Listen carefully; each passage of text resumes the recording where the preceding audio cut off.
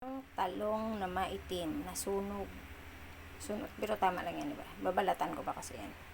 Tapos, ang aking agihis. Hindi ko alam ano ba tawag dito niyan. Tapos, lulutuin ko na itong aking agihis. Ngayon, maglalagay ako dito ng teka, dali lang. Lalagay ako yan, lagyan ko ng tanglad. Luya. Ganun ba yun? Pag nagluto, ala, marunong.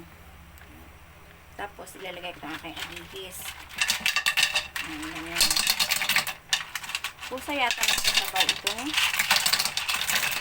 Parang takong lang yata ito. Balanas dat man, basta maluto. Ayan. Lagyan ko siya ng kunting asin. Tama ba? Nagpatsamba naman ako ng luto. Hintayin natin na maluto. Oh! Binili pa akong tinapa. Ayan.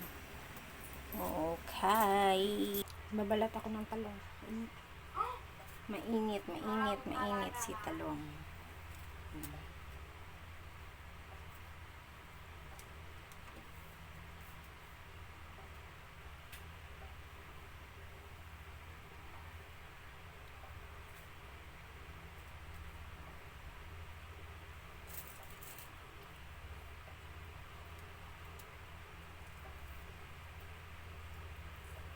Babalat tayo ng talong na maitim.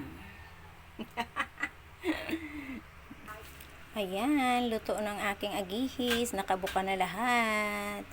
Ang sarap nung sabaw niya, ang tamis. Ayun. Okay, babush. Nakapagbalat na rin ako ng aking talong. Ayan. Hindi pa ako tapos.